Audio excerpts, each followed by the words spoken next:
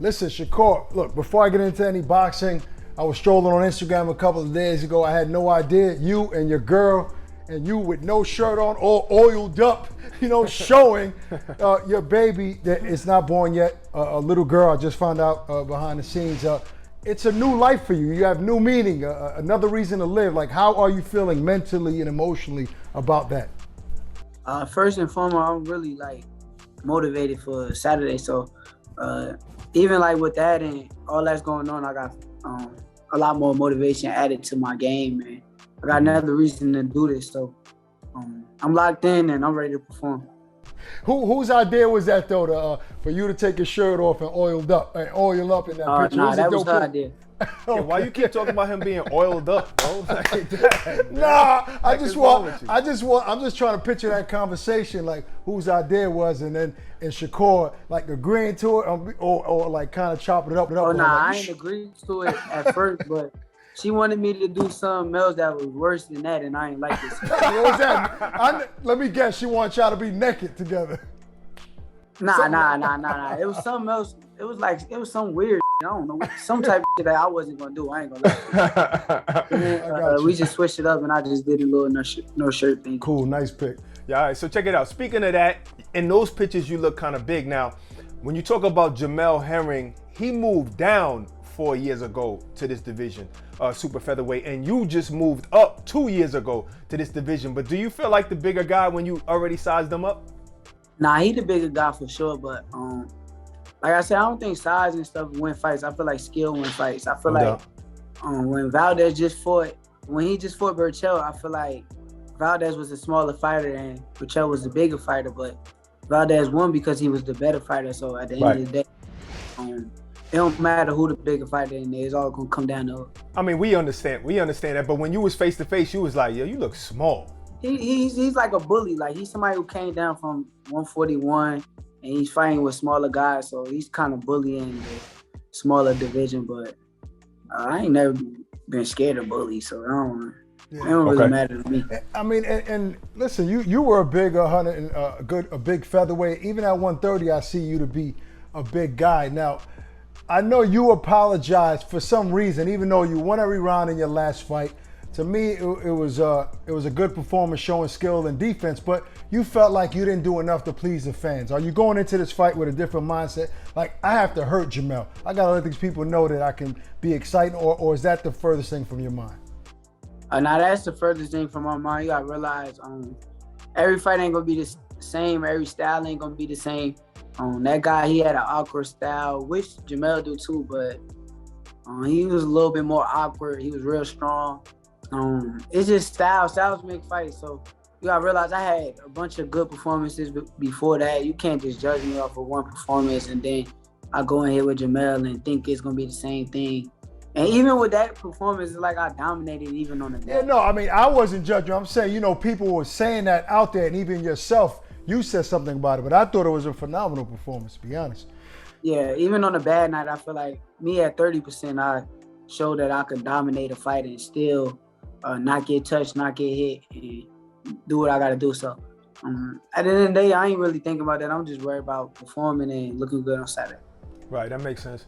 You're on record saying that, you were never friends, but you guys got mutual friends. Do you feel the tension around them? Because you've even been saying on Instagram or on Twitter, you was like, you got to choose between us, like you said to Michaela May or whatever. Do you feel the tension in between your mutual friends? Nah, I don't feel no tension.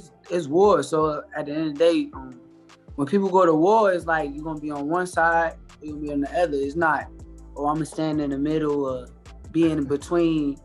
And if you stand in the middle of a war, what's gonna happen? You're gonna end up. Yeah, but that's a real war. We talking about a sport though. You gotta you gotta cut some slack, bro. You gotta cut some slack. We warriors at the end of the day. So I feel you on that. Go ahead. Realize, you can't be like, how you feeling? How you feeling for this fight? Calling me up and then calling Jamel up like, how you feeling, champ? Like, like it don't work that way. Well, Shakur, that's what I'm gonna do when Bud fights Porter, because they both my friends. I'm gonna stay in the middle. I'm gonna mind my business. I'm gonna mind my business, bro. If I'm on the outside, if Bud fights Spence, so say like I'm cool with Spence. Yeah. I'm closer with Bud. Don't get me wrong. But right.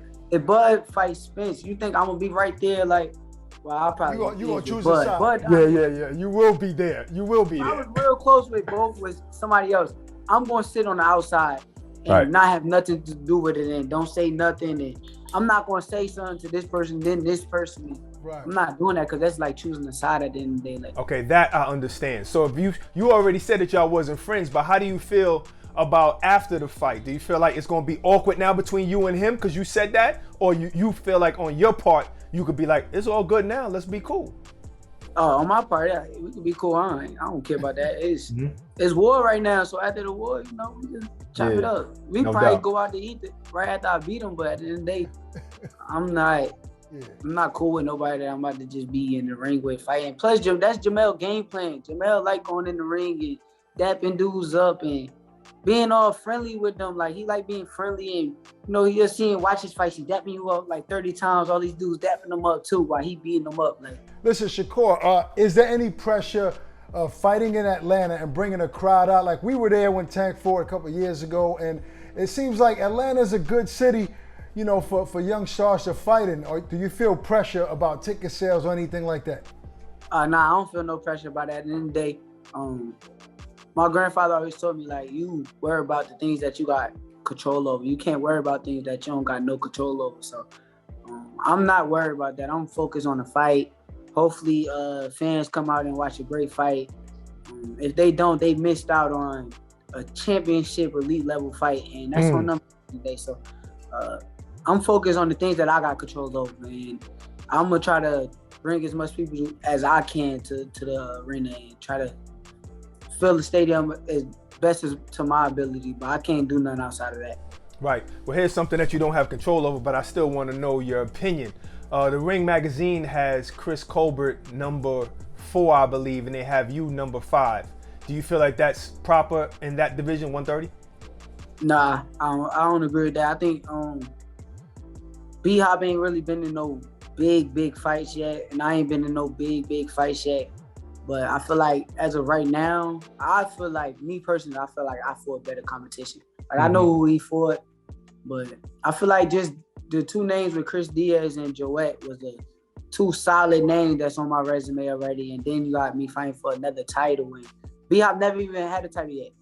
Like, don't get me wrong, B-Hop my mans. I got love No for doubt. B-Hop. He a great fighter, but I gotta be real. I feel like he ain't even fight for a belt yet. So if they do that, that's on them. But I can't. Yes. I can't agree with that.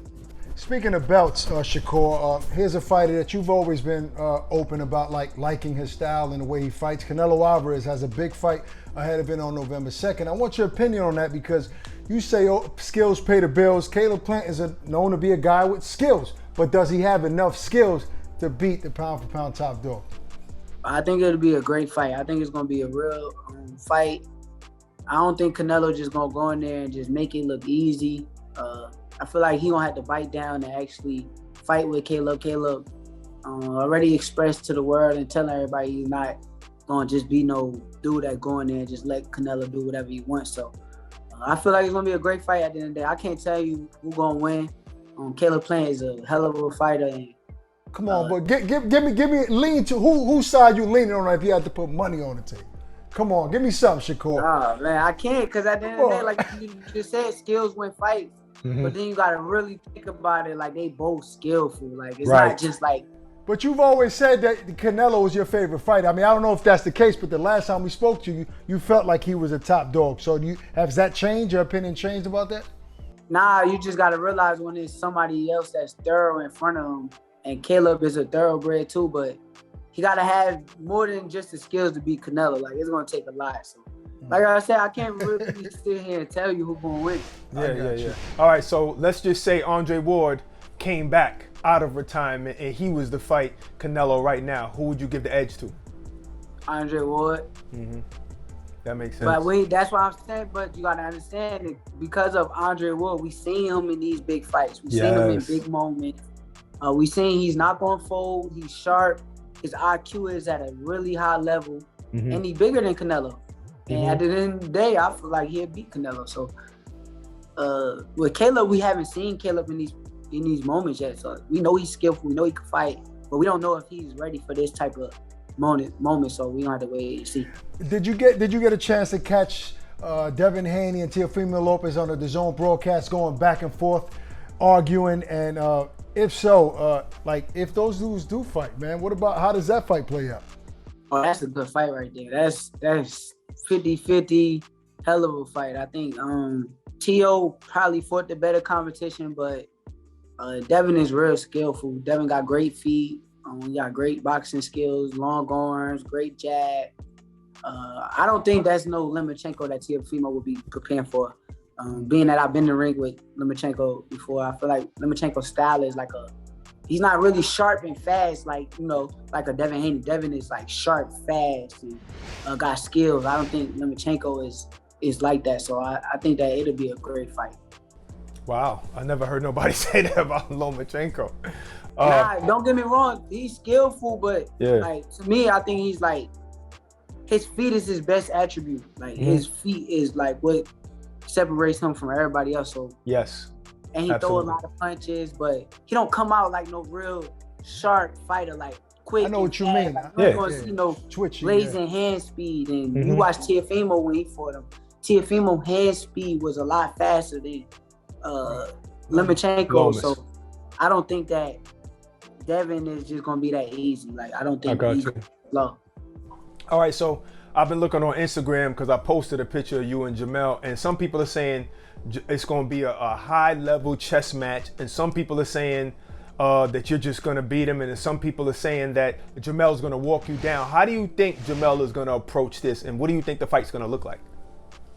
I can't really give you I don't know until Saturday, but I know that with his team and everybody, they probably want him to press the action and come forward, and I think that'll be the worst thing that he can do.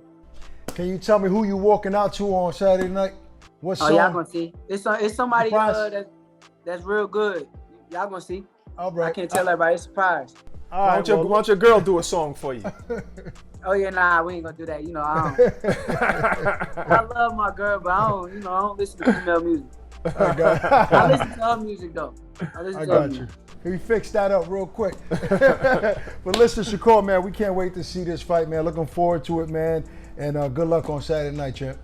Yeah, appreciate y'all. All right, brother. God bless you, bro.